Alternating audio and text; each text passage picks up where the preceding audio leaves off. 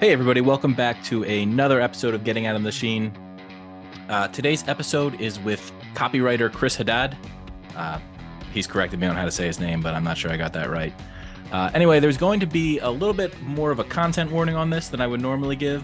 We get into some topics of a sexual nature, and that's just because Chris runs a romance business, and some of the headlines and copy he uses get brought up, and well, there it is. He's selling sexting products and dating products. And so if some of that bothers you, you might want to skip this episode. But it's a really good lesson in cutting to the core of what really sells, what really gets at people's desires. So I think you'll get a lot out of it. If you're interested in copywriting, this is a great podcast. We talk about how Chris went from writing greeting cards to becoming one of the highest paid copywriters in the world. We talk about how he started his digital romance business. We talk about some of the things that motivate him. We go into some of the very tragic and horrible accidents that he's been in his life that have kind of held him back, and how basically being an entrepreneur and copywriter essentially saved his life. So this is a really good episode. I hope you enjoy it.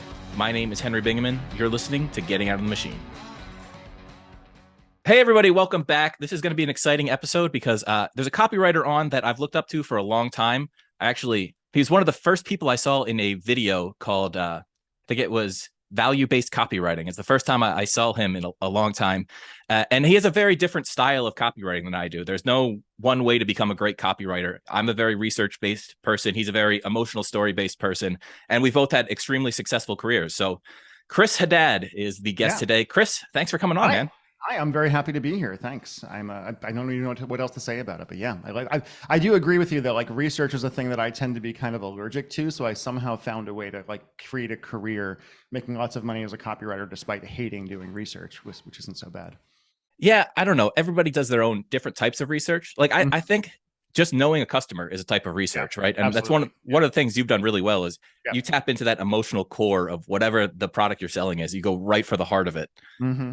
And it's been extremely effective. But I actually want to start kind of at the beginning. Sure. So I listened to a podcast with you coming up, just doing a little research on you coming into this. Mm-hmm. And you started as a greeting card writer? And then I did. Yeah. My first ever writing job when I was 24 years old, I guess. So I got out of college when I was, I got out of college in Massachusetts. I decided to get the hell out of Massachusetts because my dad had just died like a year before.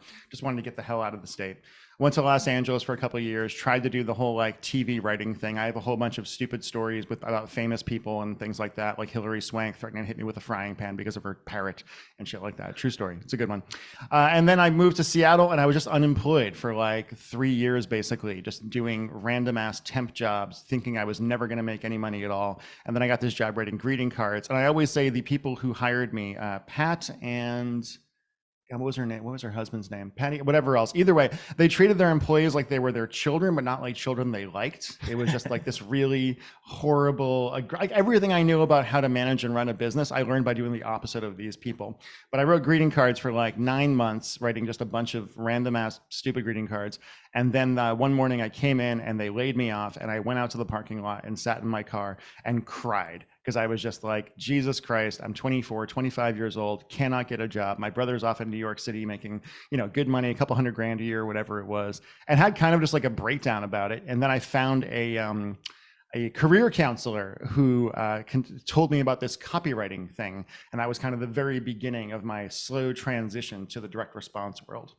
So that's curious. I don't hear a lot of career counselors going in copywriting. What exactly type of copywriting was she recommending at the time? So she was recommending what I thought of as copywriting way back then. So I think like a lot of people, I had a real prejudice against direct response, right? Because like I was still in that phase in my life. Maybe I was just young and foolish or whatever, where I was like, can I swear on this? Am I not supposed to swear? Yeah, go for it. Okay, who the fuck actually reads these really long letters, right? Like I remember getting one in Los Angeles when I lived down there that my roommate and I were just making fun of, because I believe the copy was something like, it was for an erectile enhancement kind of thing. And it was like, I'm single, so I date quite often. And let me tell you, there's nothing like the look in a woman's face when they see it for the first time.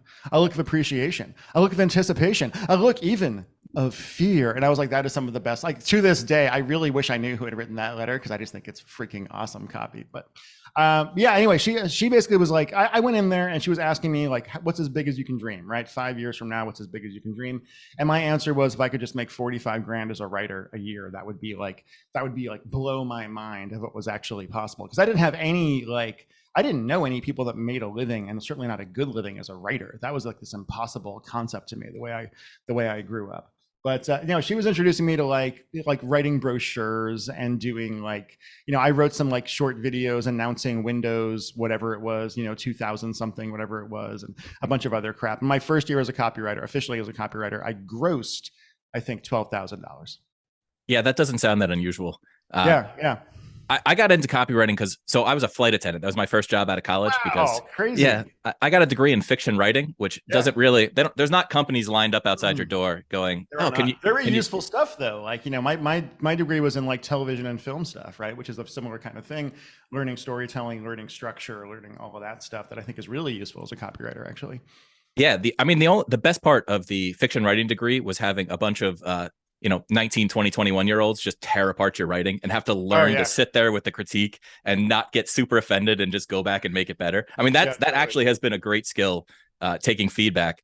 I agree. I mean, I have my students now because I started teaching last year, which is super fun. And explaining to them how to have a thick skin is kind of interesting because they're not really used to it. Like when I was coming up, I had my stuff like ripped apart by John Carlton and David Deutsch and all sorts of other just like heavy hitter kind of guys, like more old school kind of guys. And it's very much just like, we're not going to pull punches. We're not going to be nice here. Our job is to make you better at this, right? Steel sharpens steel kind of thing. And it is interesting. I see a lot of folks who have gotten into copywriting these days who seem to see it as a biz op somehow. Like I think people are selling it that way, which is funny because it's not a biz op. It's a really difficult career that can make you a lot of money if you're good at it. I've seen people ruining their careers before they even get started because they're going out there and selling their stuff, and they're getting $10,000 for their first sales letter when they've never written anything, and it doesn't convert. They're following some script that some guru gave them, and it's I feel really bad for those people because you do have to work your way up in this career. It can go fast. Like I got to 6 figures within 3 years of becoming a copywriter. I was, as soon as I transitioned from writing brochures to getting into direct response, I made 6 figures that year. Right? Because I suddenly got over myself and did it. But I totally agree with you. I have friends, I'm pretty big in the ClickBank world, right? So I have a lot of friends in the ClickBank world who have, who I worked with in the past, have had tremendous success, whatever. And they're like, yeah, I paid 3 copywriters 10 grand each to write sales letters. And A, none of them converted at all. And B, none of these guys came back and rewrote the damn thing. And I'm like, are you freaking kidding me? Like when I was a freelancer back in the day, if my stuff didn't convert, I was on it until it freaking converted, or until we were just like, hey, there's no way this is going to work, like whatsoever. But that's how I was taught to do this stuff. Yeah, absolutely. My first sales letter that I got paid for, I got paid $1,500. It was for an energy supplement. And it was a good product, but I basically just ripped off a John Carlton letter. And as we all did back then, Yeah. And it didn't work at all. And then, he didn't really want to run it anymore, but I just did everything I could for him. I learned how to do coding to make his website. I did all these emails. Oh, wow. I was just, however I can make this work to make it up to you. And he actually stayed a good client for a couple of years. Yeah. I wasn't making a lot of money from him, but I was learning so much. And I think you can't shortcut the learning process either. Well, I think also people are taught, and I think this is changing. I think there's been a glut of kind of bad copywriters coming into the business. There's a lot of people who don't really speak English, which is interesting. Yeah. And some of them are very nice, and they seem to be fans of mine, which is awesome. I appreciate them, but I'm also like, your syntax doesn't make any sense. Your grammar doesn't make any sense. You're not using words the correct way. You're using idiomatic phrases from your country translated to English, and it doesn't work at all because we have no idea what that's about, whatever. But I hate the idea of this kind of biz up thing. And I also hate that there's so many. I got into a big conflict with a guy a year and a half ago. I won't say his name now because I already blasted him on Facebook, who basically stole an ad of mine, right? He took an ad of mine, and this happens all the time, but he took a YouTube ad of mine that's really popular and has done incredibly well. And he changed 10 words. He changed it from being for women to being for men. And then he got up on stage at something and was like, he was a speaker who was going to show off his ad, and he was going to talk about how it was doing so well. And a previous speaker had used my ad as an example for something right beforehand, right? So the audience, I'm told the audience found the whole thing kind of awkward. It would have been more awkward if I was there, because I would have immediately gotten up on stage and been like, what the fuck are you doing?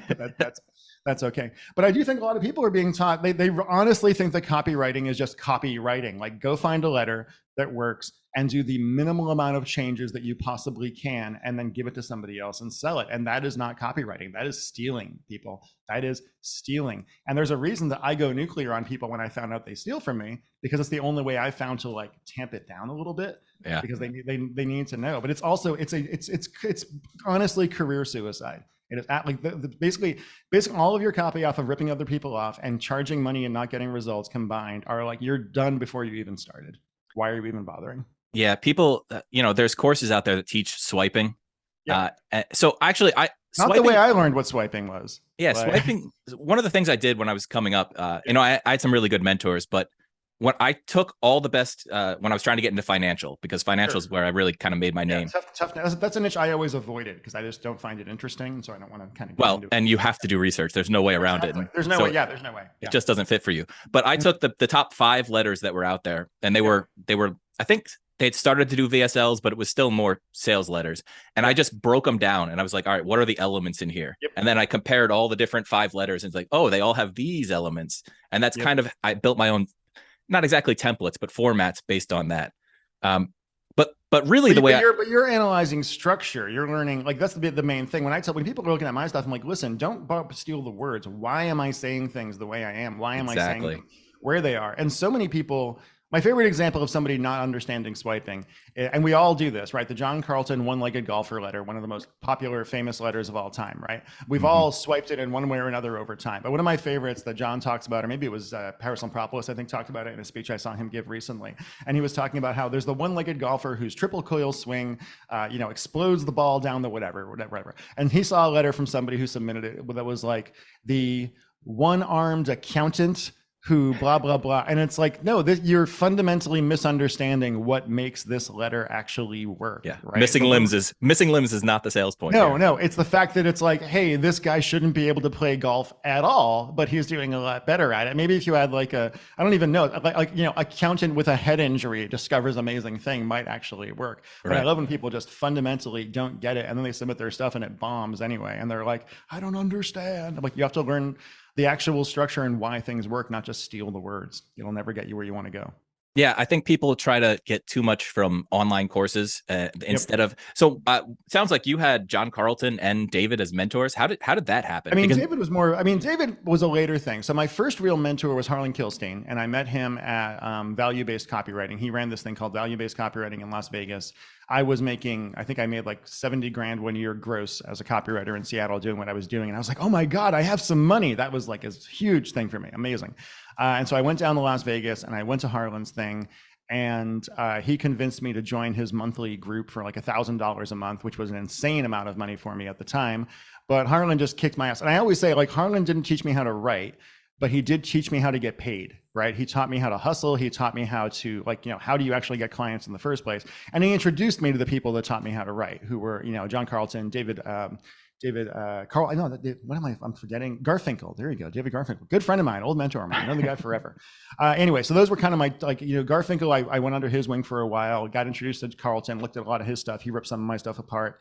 And then from there, like Jeff Walker was a big influence on me. I worked with Jeff quite a bit. Jeff Paul hired me. He was one of my first ever clients way back in the day. So I learned a lot from that guy before the government went after him. So that was a whole thing. Oh man. Well, he had some of those infomercials, and I guess he might have said some things in infomercials that he wasn't supposed to say. So people get mad when you do that. But yeah, it's okay. Did he actually cross a line, or was it like nitpicky stuff?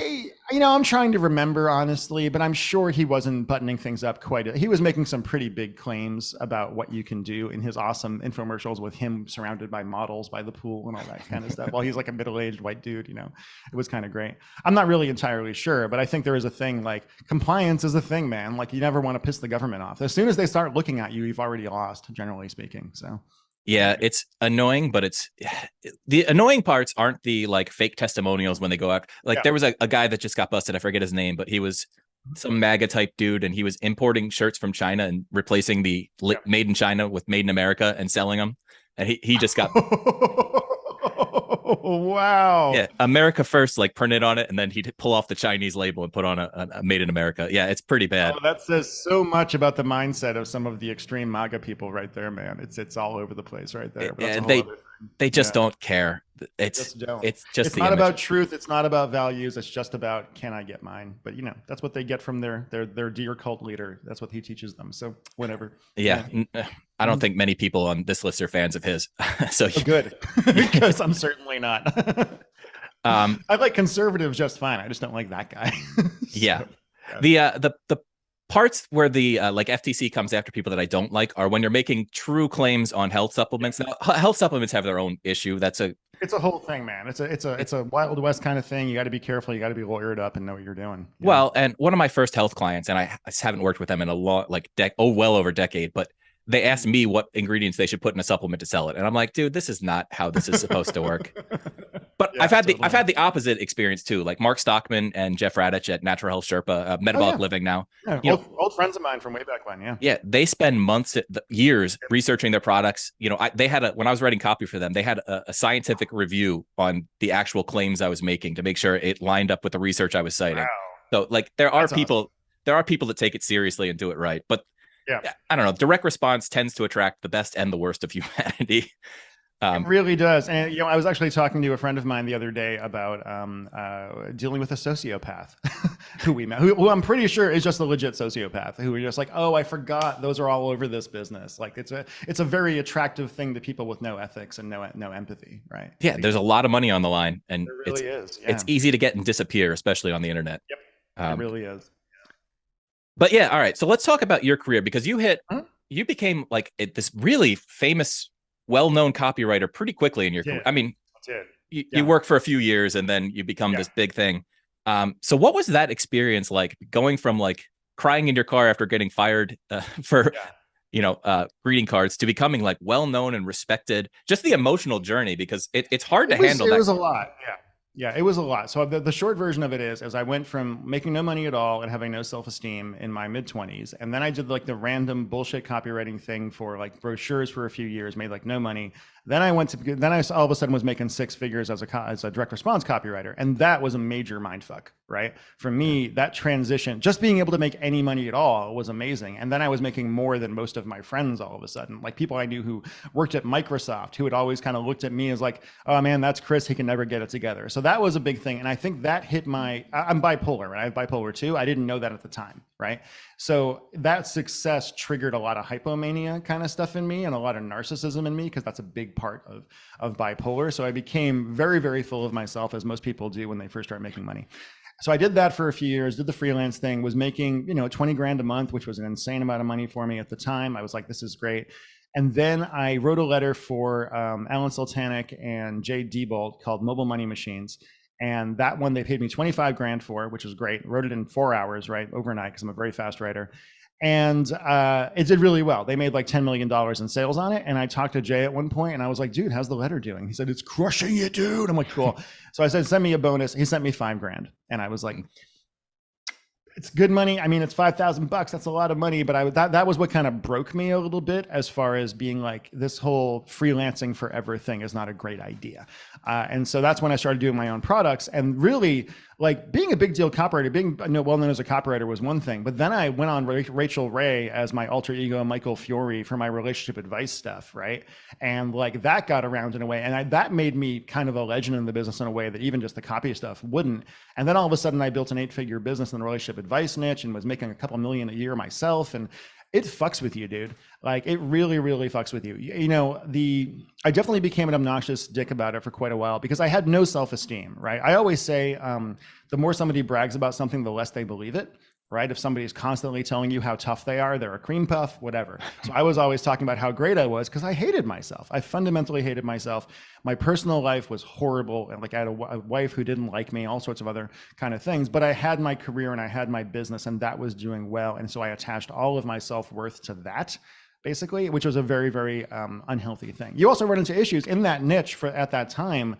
I would make or break people's launches, right? If they got me on board and I pushed hard, they would do well. If I didn't, their launch was basically dead in the water. So you deal with a lot of people who are blowing smoke up your ass, and you can't really trust people at that point. But becoming a big deal, like just within the copy world, was pretty cool. I like it's taken me a long time to learn how to handle copy fame per se, quote unquote, which is such a strange thing to talk about. Like Paris Lampropoulos and I were in England 2 weeks ago for something. We were talking about this weird big fish in a little pond thing, and how, like, Paris is like a 60-year-old dad. He just looks like a 60-year-old dad. That's who he is. But he walks into like some big copy agora thing or whatever it is, and people just like the sea parts and people are whispering under their breath and they line up and whatnot. And so I started getting some of that stuff where people stand like 3 feet away from you and don't want to interrupt. And so you learn to be the one who's extremely friendly all the time and such. And that was, before I used it as ego fuel, and that was not a good way for me to do that, and it kind of pushed me into some bipolar places. Now what I do is I just say to myself, I'm so glad they're having a great experience of this right now, but it doesn't really say anything about me as a human being, good or bad. It's just that's where they're at right now. But it's been quite a ride. It's been quite a ride. It's something I'm still trying to figure out. My wife and I are talking recently about, now that I'm teaching, I'm out there more and I'm getting more attention from people, and so she's having something of a hard time with some of the like copy fanboys who comment on my Facebook posts. Sometimes they're usually, and what's weird about them is how many of them are talking about my hairy legs and how I'm the paragon of masculinity in copywriting. And I'm like, dude, this is not my OnlyFans. What are you doing? Like, this is kind of inappropriate. So it's a ride. It's an interesting thing. It's weird that this business has this superstar aspect to it and this A-list aspect to it that so many other businesses just don't, I think. Yeah, where do you think that comes from? Because it is just a business like any other, where you learn a skill, you get good at it, and there's dozens and dozens of people who make a lot of money in copywriting. Absolutely. I always tried to stay kind of below the radar. I did a couple speaking events here and there, but I was just interested in the copy. It's only been the last, I don't know, 6-7 months where I started the podcast and have my new consulting business where I'm like coming out and talking about like, oh, here's what I've done. And I am attracting, I don't think the level of fanboys where they're talking about my hairy legs. It's weird. Yeah. But I have some, reply guys to everything that I post anywhere, Yep. Which is kind of an ego boost, but it's, I don't know. It's weird. I think there's a lot, I don't know. You were talking about the paragon of masculinity. There's a lot of young men out there right now looking for somewhere to plug in, like some role models. Well, they're looking, I get that. Like I'm at that age. How old are you now? I'm 45 now. You're probably like 37. 37. So you're getting close to 40. I find as I get a bit older, I do attract these younger dudes looking for mentorship, and not necessarily mentorship for copy, but mentorship for like I'm a pretty weird guy. I'm just kind of out there. I just kind of do what I do, and I love my life and whatever else. But I think there's just a lot of young men in general in our country and in the world who are looking for somebody to be like, here's a way that you can live in the world and be a man who is masculine, but not get canceled and not get like not, actually I do have guys all the time. They're like, why is it that women are so happy to see you whenever you like I'll go give a girl a big hug and I'm like, cause I'm not trying to make anything happen. That's why. Cause I'm not like, there's no agenda. I just like them. And I'm like trying to teach guys that mindset is kind of a difficult thing, but I agree with you. Yeah. Yeah. One of the most attractive features is not being needy in anybody. Yeah. It's not being needy at all. Yeah. Just being out there in the world, being yourself is very attractive to people. I don't know. That translates into copy in some ways. When you're making a sale, you don't want to be like, I desperately need your money. No, I even use that as like a metaphor sometimes when people are talking about like short copy, right? Where they're like, oh, long copy never works. I'm like, dude, have you ever tried just walking up to a girl with like short copy and just saying, hello, what's your name? Can we go have sex? It will work sometimes. I promise you. It will work sometimes depending on the situation. But usually that ain't going to get you anywhere. You need to actually put the romance in. You need to put the work in. You need to like show her why she'll have a great time if she goes home with you instead of doing a favor for you by doing it. So that actually brings us around to your romance company. What was it about the romance? It's basically online dating niche that attract, like why that direction? The short version of that is a few things. One, I was always bad at relationships, and I find the best way to get better at things is to teach other people how to do them, weirdly enough. I also always find psychology more interesting than anything else in the world. That is what kind of gets me out of bed in the morning and what I like to write about. So if I was going to do my own offers, I certainly wasn't going to do a health offer because I don't care. I wasn't going to do a finance offer because I don't care. It was basically, I was either going to become a copy guru, marketing guru at that point, or I was going to do this whole other thing. And I was on the phone with Mike Hill at one point. I don't know if you know Mike or not, but he and I were chatting about an offer I wanted to do. And at the time I was single, and I am a world-class champion level sexter. I will tell you right now. I've always been good at it. I'm a writer. I basically would apply copywriting principles to sexting with women. It worked really, really well for me. That was great when I was single. And I was talking to Mike Hill about that. And I had gotten to a point where I was giving my male friends at conferences advice on what to send to their wives, right? Where I was like, okay, tell me something about her. Here's what you should say. And my favorite is like, I would say, okay, text this, then this, then this. And then like 5 minutes later, like their phone would buzz and they'd look at their phone and then they would just be like, I can't show you what she sent me, but that definitely works. I'm like, yeah. And so I decided to do a product called Text Your Wife into Bed, just as my first ever like ClickBank thing. And I put that together, had no freaking idea what I was doing. We just like, you know, copied the layout of another site. We didn't even know why we had some of the pages we had, whatever. But I put that up and it didn't make a ton of money, but I was, you know, all of a sudden I made like 20, 30 grand off that offer within a few months. And then it was kind of off to the races from there, where I got plugged into the Seduction Syndicate, which was all of these pickup artist guys and relationship advice guys on an email list. And then I did a few more mail offers. I did one called Oral Fixation, How to Make Her Love Giving You Head, essentially, which is still one of my finest products and has some amazing testimonials. I remember that headline was something like, who has two thumbs and loves to give head, or something like that. Exactly. He loves blowjobs. Yeah. Wife, girlfriend, and every other woman. Exactly. Yeah, it's a good one. Yeah. So I did that. And then I spoke at Jeff Walker's event and did a good, I'm good on stage. I enjoy, you know, you were talking about liking to be under the radar. I don't mind being under the radar, but a lot of my sellable skills involve being on the radar, right? Like I'm good at getting on stage and being funny and kind of teaching people and such. So I just kind of accept the fact that a certain level of quote unquote fame is part of that. But I spoke on stage at Jeff's thing, and then this PR agent named Amal Wagner came and tracked me down afterwards and said, I want to put you on television. And I'm like, for what? And she said, what do you got? And I said, text your wife into bed. And she said, that's too dirty. What else you got? And then we created my Text the Romance Back program. I went on the Rachel Ray Show in 2010. And then we were off to the races. And I discovered that, I was making a lot more money selling to women, but also I enjoyed it more. I liked it more. I didn't like I can write the like, you know, how to make women addicted to your cock and crawl over, you know, broken glass to blah, blah, blah stuff all day, but I don't really enjoy it the same way that I enjoy writing the more romance novelty stuff that you get to do when you're selling to women. Yeah, guys are so predictable on especially internet type stuff. It's what their actual desire versus what they'll say in public. And you can actually tap into their actual desire online with that raunchier type stuff. What's weird about them is most of them just want a girlfriend. Right? Like fundamentally, most of them just want a girlfriend and whatever, but you can't lead with that in your ads and get their attention. So you kind of generally have to start with the whole sex related thing. Like I have a letter called Language of Lust that opens up with a woman being like, get away from me, you creep. And it's this guy, Larry Lanoff, who did the product in a supermarket, and like the girl's in yoga pants and he goes to approach her and she's like telling him he's an old man and all this other kind of stuff, and just going after that kind of emotion. But ultimately what most of these guys want is a girlfriend. So learning how to weave that stuff in. If you guys go to digitalromanceaffiliates.com, you'll see all of my relationship advice letters. And if you go through and just like study the copy, you'll see how I'm weaving in all of these different kind of pain points and emotions and insecurities and all this stuff, layering it all as you go in a way to take advantage of that. But I just love the emotions involved. I love that. In a sense, again, all of my texting products are just copy products. They're just marketing as applied to seduction or relationships. But I do get to say that I am the world's first and possibly only sexting millionaire, which is pretty cool. That's a hell of a title. I like it. Sexting Bought My House is a potential title for a book I will write someday. I like it. So why did you use the pen name Michael Fiore? A lot of people on my list, I'll just some background. I sent out a survey a couple of weeks ago. And one of the things that I kept seeing is like, well, I have a corporate job. I don't want to get canceled if I start doing this. You know, I don't want my name out there. I'm scared of doing it this way. And I tell people it's okay to use a pen name. I remember there was a copywriter when I was first starting out that was a copywriter / designer. And she went with, she used a male pen name and a character avatar, because when she'd been trying to sell herself as a woman, she just wasn't getting any bites. And as soon as she went with James, all of a sudden she started getting all these contracts. So it's perfectly legitimate to use a pen name, but how did you kind of... But no, Henry, sexism doesn't exist. What are you talking about? No, yeah. I did that for a few reasons.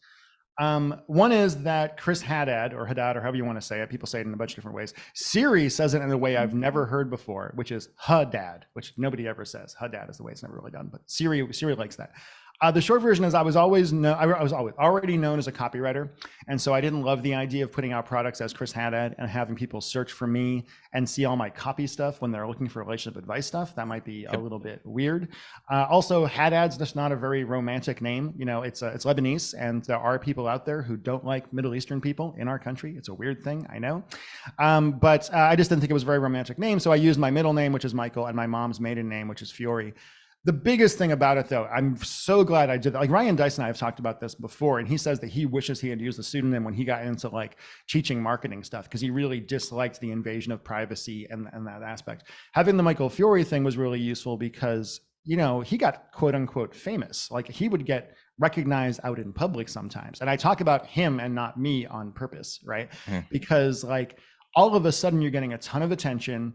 You're getting people sending in marriage proposals, sending in death threats. Like, you know, the customer service for the Michael Fiore business for a long time has been freaking insane. Women sending all sorts of like naked photos, all this kind of stuff that comes your way. And it was really useful having that not be me, right? Having that not pointed at me. Even with my current stuff where I'm out there more, I'm teaching my punch in the gut method stuff as Chris, Mr. Moneyfingers Haddad. I still think of him as somebody else sometimes too, because it's psychologically useful, because otherwise people if people see you on the internet or on TV, they ascribe a lot to you. I don't know if it must be an evolutionary thing about how we kind of evolved to see the alphas of our tribe or some other crap like that. But there's a lot to it. And I find just being able to split myself in two in that way and take a step back is very, very useful as far as keeping my sanity where I like it to be. Yeah, I've always used my real name. I'm not sure if it's the best or not, but it is what it is now. But luckily, you know, I live in the mountains now. It's not like I'm getting approached. I can't find you. I mean, I literally had a stalker come to town 6-7 years ago. We had a woman who flew from Atlanta to Seattle. My emails are real good. So we have women who tend to feel like they're in a relationship with Michael when they kind of get the emails for a while. So she was obviously dealing with some kind of mental crisis or something like that, which I have all the empathy in the world for. But yeah, we had to basically basically make sure she couldn't find me in Seattle and cut off contact. It was horrible. Yeah, that's pretty scary. Actually, speaking of some of that, you've talked very openly about you had a major car accident at one point. You've had some other major health issues. How do you deal with setbacks like that, especially in, you know, it's a high pressure world in copywriting and especially running your own business where, you know, you have employees and stuff, right? That other people are depending on you. So how do you kind of process? Well, actually, can you tell us like kind of the car accident story is always a good one.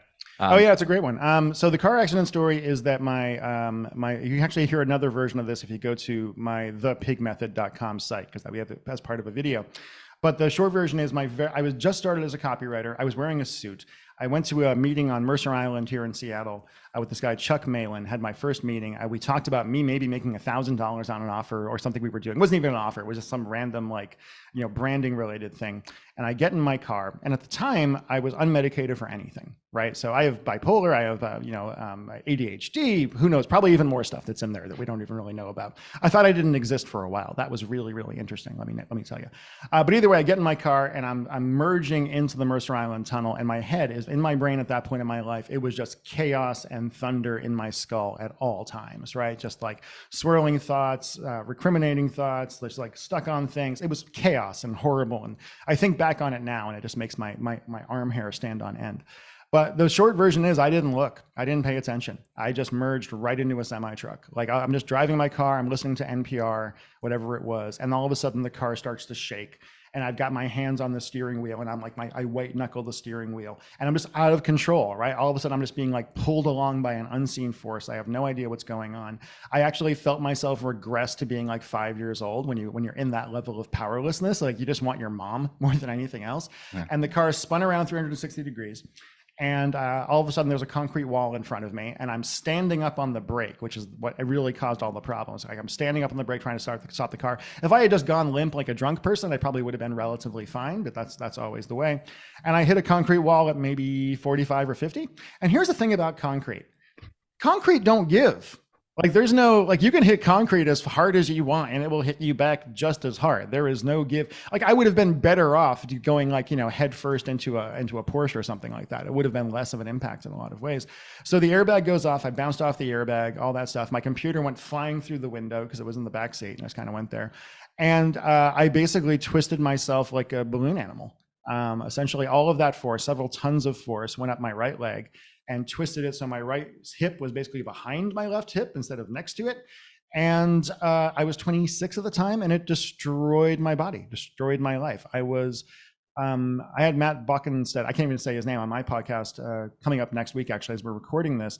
And we were talking about chronic pain and what that does to you, especially in your mid-20s, when all of a sudden that is all you have. That is your biggest companion through life, is the pain, and it separates you from everyone around you. Like I was 26, 27 years old. I should be out there flirting with girls and doing shit. And instead I'm just like in my home crying softly while hanging upside down and trying not to get addicted to opioids. What I can't figure out, honestly, because I was also dealing with undiagnosed bipolar at the time, and I didn't know that. And I was dealing with undiagnosed Lyme disease at the time, which I didn't know that as well.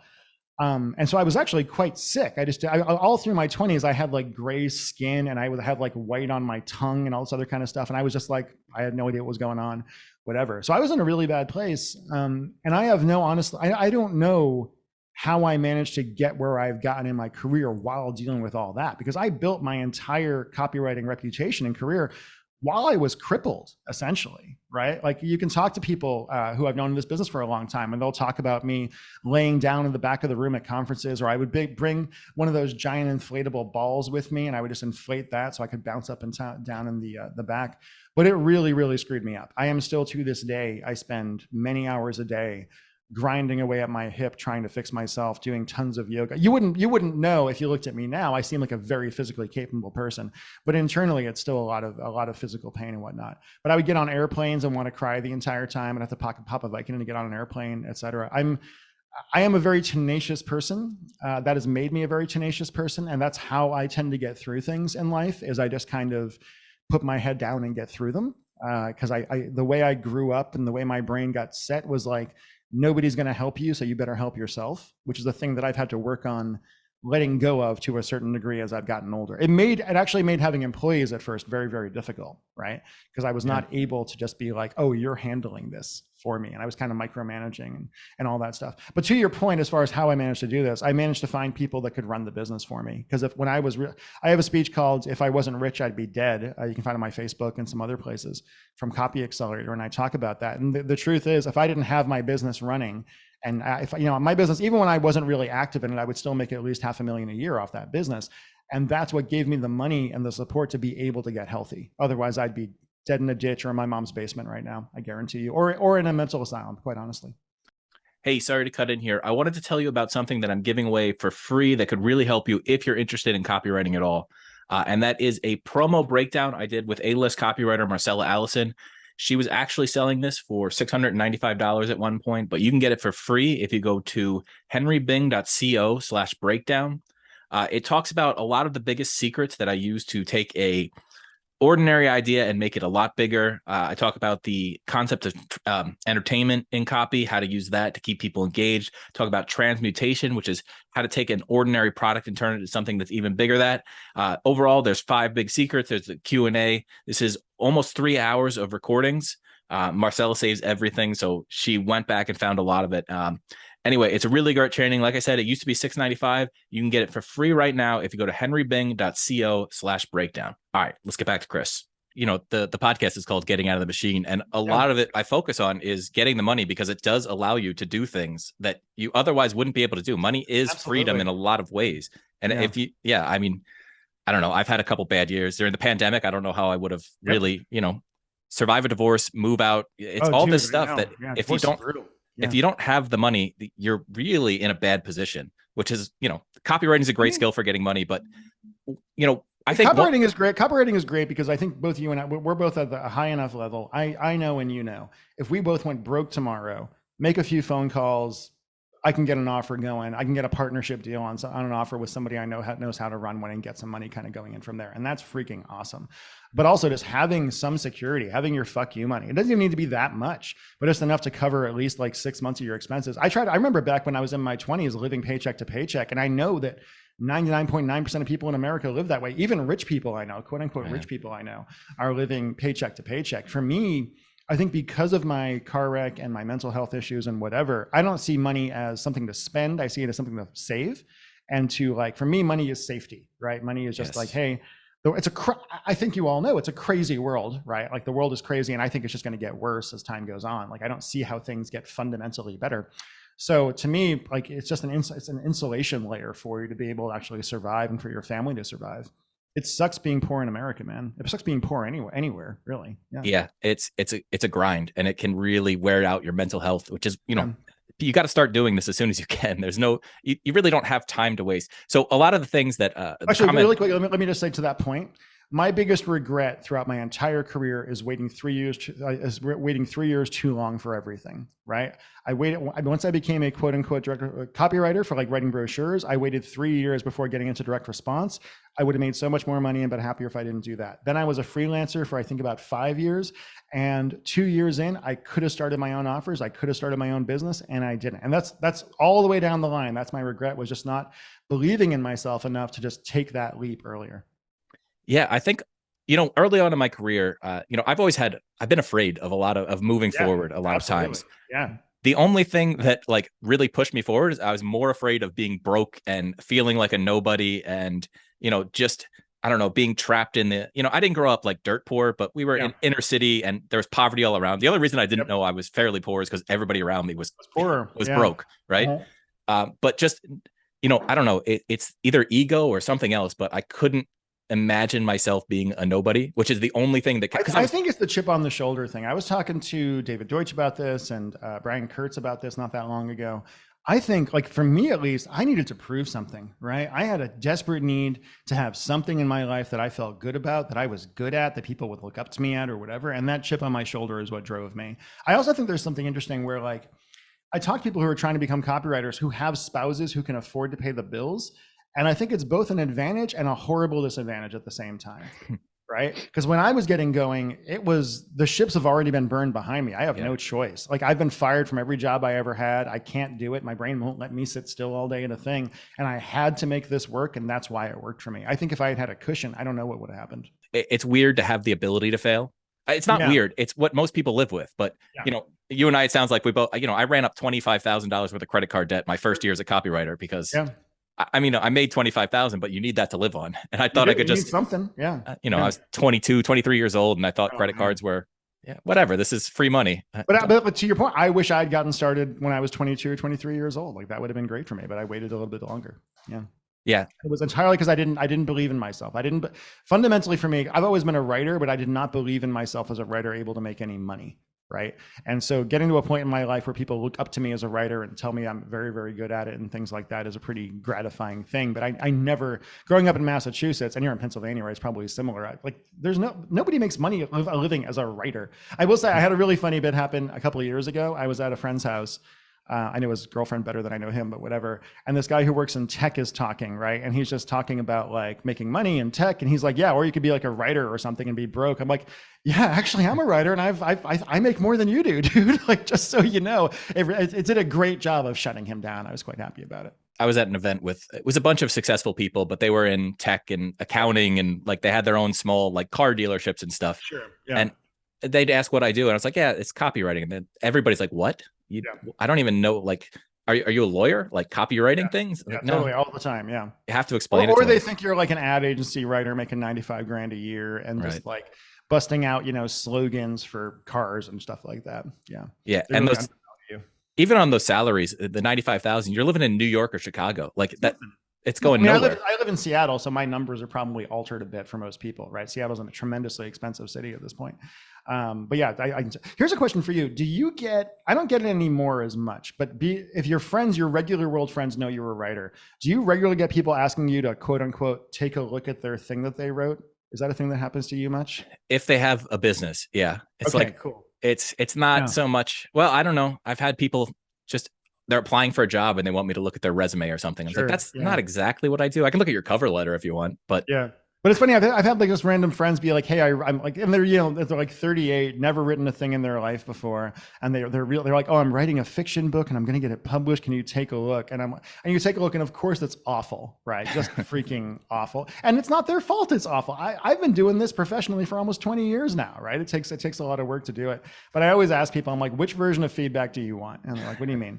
I'm like, do you want the version of the feedback I give when people pay me $3,000 an hour to give them feedback? Or do you want the feedback that I give when you're a friend of mine and I'm going to pat you on the head and say, that's not bad for somebody who's never done it before? And they're like, the second one. I'm like, okay, good. Not bad. Not bad at all. Good job. Go do some work and learn some basics and you'll get better at it. But I do find it's interesting how I feel like people don't value writers in a weird way. They don't understand that it's a skill that is developed and not just a thing that you can just magically do, and that anybody can be a great writer at the drop of a hat. Yeah, they don't understand that it's not just the writing, it's the 10, 15, 20 years you put in to learning all the things not to do mostly. Yeah, absolutely. And get your, I mean, if you want to get good as a copywriter, you got to write copy. That's just what it is. When I was early in my career, I was writing a sales letter a week for quite a while there. Yeah, that's so nuts to me. So I've had, two of my most successful sales letter took me over 5 months to write. Wow. Which, yeah, but then one went on to make about $100 million and another went on to do 50. So but you write them in a week. So I actually want to talk about contrast our styles a little bit, because people watching kind of know I'm a research freak. I dive real deep, but then I tell emotional stories. Like you have to turn that. Without the context of the story, the facts don't matter. Nobody cares at all. Nobody will pay attention to it. It doesn't matter. Yeah. But you start out, so your big ideas are almost always the middle of a story. I consider a big idea something you're throwing in there.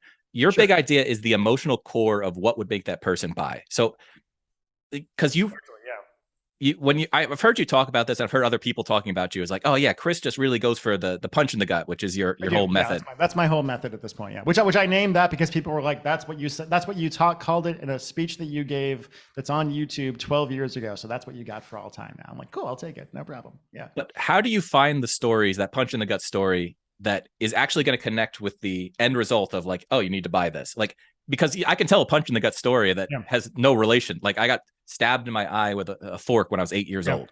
Yeah. And I can tell that in a way that like makes people just like tear up and like, oh, this is so tragic. There are ways to use that. I use my car wreck story that I told an abbreviated version of before in the sales video we use for the getting people into our Pig Method course and getting on the phone for that. And I make it work as part of that because I talk about how it was the beginning of my copywriting career and I felt a lack of control, right? And I weave that theme of the lack of control throughout that entire letter. And I'm talking to people who are copywriters and business owners who don't feel in control of their own stuff. And that kind of works. Largely, though, I'm just thinking about human experiences and human pain and what is kind of a normal thing. Language desire was a big one for me years ago. That one was a ClickBank top 5 for several years. It's the offer that bought my house, I would say. And like the opening of that is talk dirty to me, he said, on our 1 year anniversary.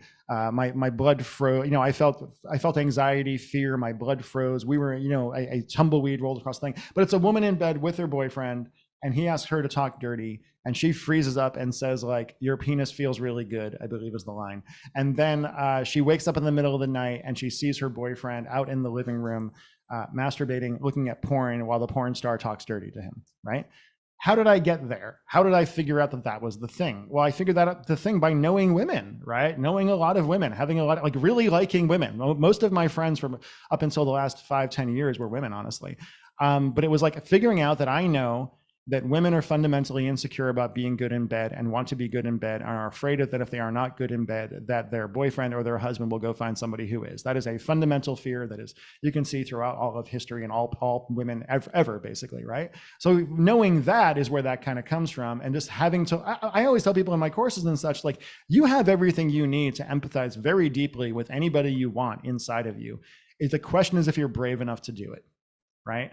The question is, if as a big burly guy, are you willing to get in touch with your feminine side? Because I am, right? I'm the best at writing as a 45-year-old lovesick woman guy that you can probably find. I'm better at it than most women are, quite honestly, in my niche, if the conversions say anything. But that's because I'm willing to sit there and be like, imagine what it's like to be a woman who's 45 and has had her heart broken over and over again, et cetera, et cetera, et cetera, et cetera, et cetera. Like my stuff, people ask me how I'm able to get so much emotion into my stuff. And I think it is partly the car wreck and the Lyme disease and the bipolar have forced me to, I know what it is like to be in agony, right? Like, and you probably do too. I don't know your background, but you probably do in one way or another, emotional or physical. You know what it's like to be in agony as well. And you can apply that to pretty much anything. If you understand pain and what it is like to have the self-doubt that goes along with it and just the helplessness, whatever, you can apply that to all sorts of things. So a lot of what I teach in my stuff is helping people kind of learn how to do that. But it's scary stuff for a lot of people. But to me, that's how you get great, is by being willing to look at yourself accurately from the outside.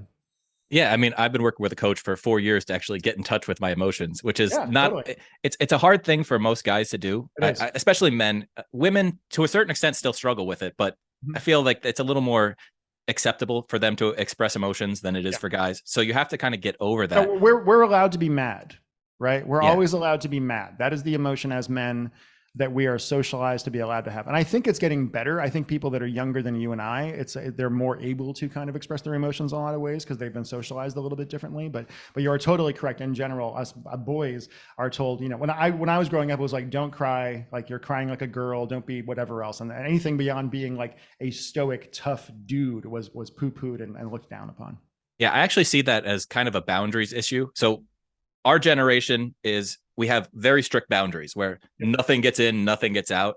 And I think the younger generation has not enough boundaries where everybody could feel these emotions, but I don't need to hear about them on TikTok every Yeah, that's 10 true. seconds. Well, there is the whole narcissism of social media that goes along with it, right? And if I grew up in a world where like I was almost expected to post my deepest, most personal thoughts for everyone to see at all times, that can't be good for your brain overall over a course of years.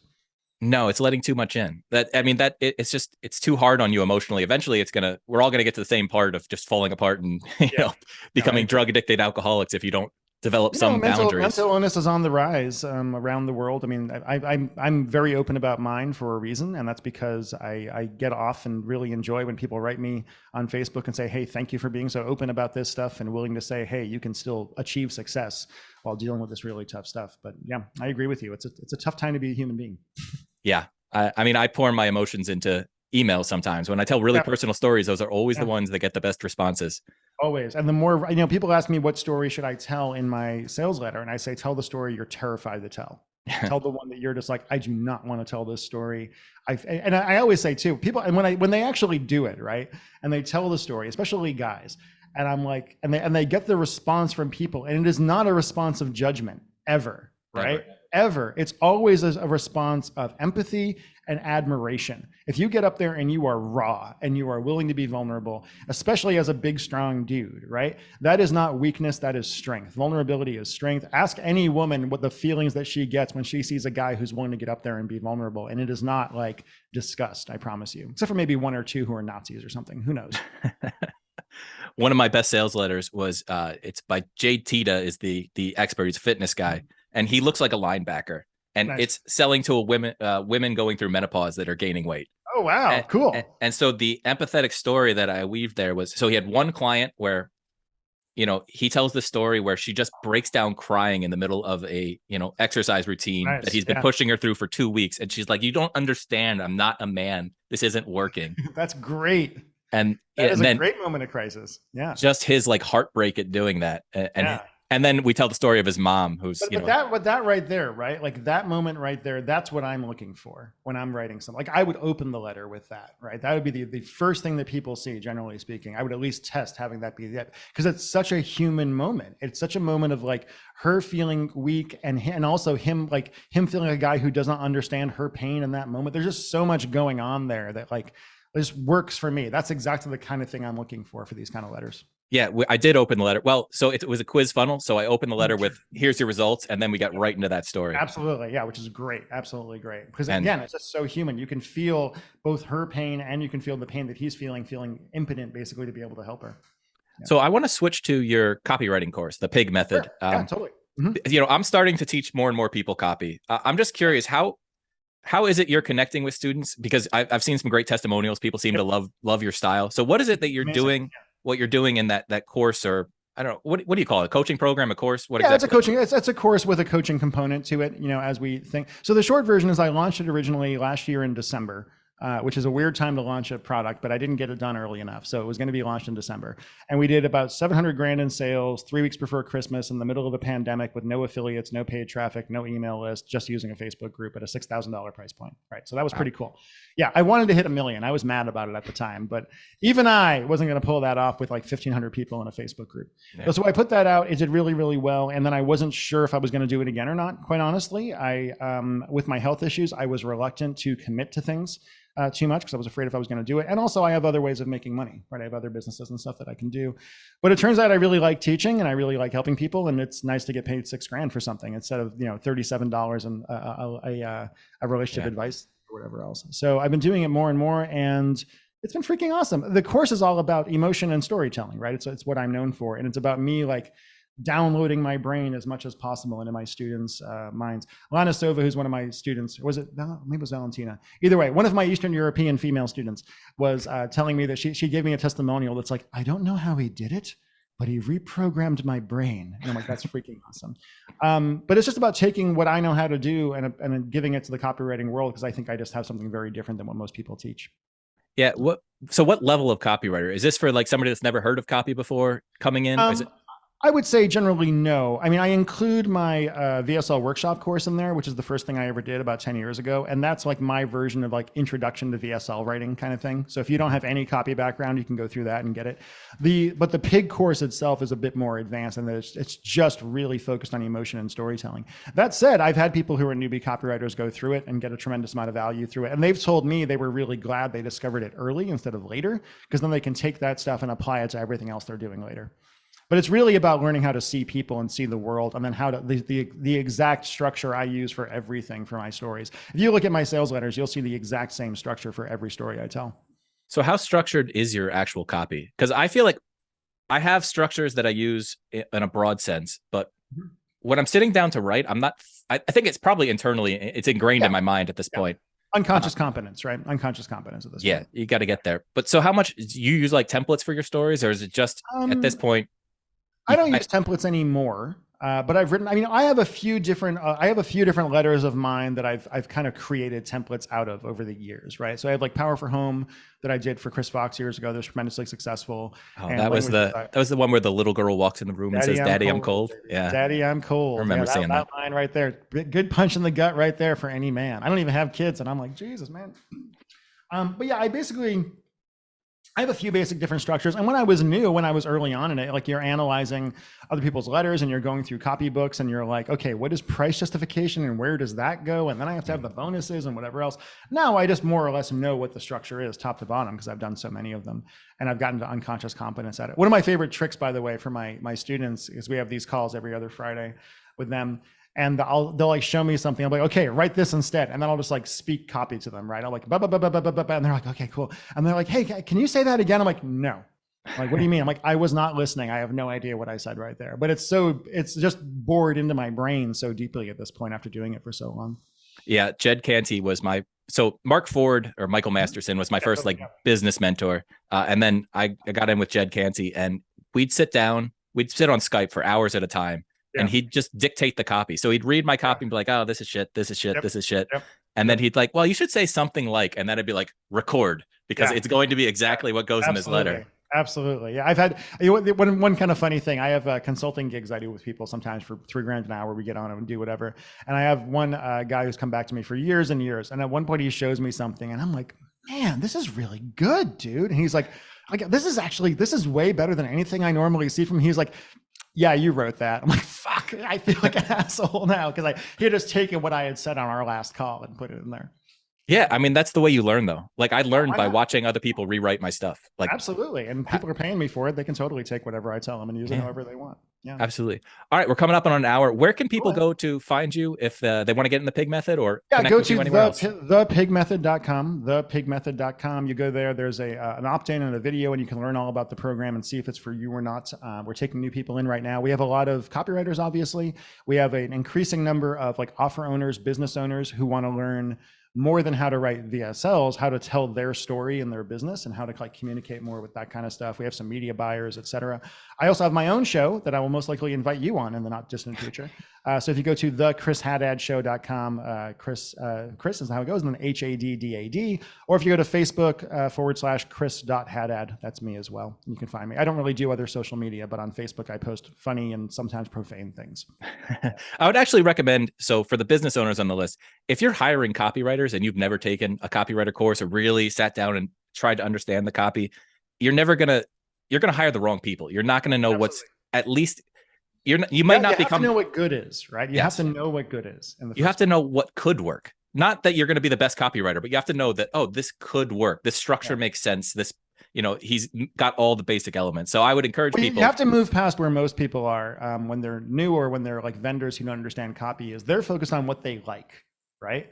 What do I like? I'm like, I don't care what you like. Right. I really don't. That's not what we're focused on. We're focused on what is going to sell. One other quick thing too, for people who are interested in the pig method, I allow folks to bring one other business partner or their copywriter or whatever else into the thing as well. Because there's a coaching component and stuff like that. So that sounds great. If you're a business owner and you have a copywriter, you should both get in there. We're getting more and more people that are doing that lately, and it's really fun. The copywriters their copywriters feel like they're getting a Christmas present because they're like, I get to go learn from Chris. Holy crap. It's really adorable. I love it.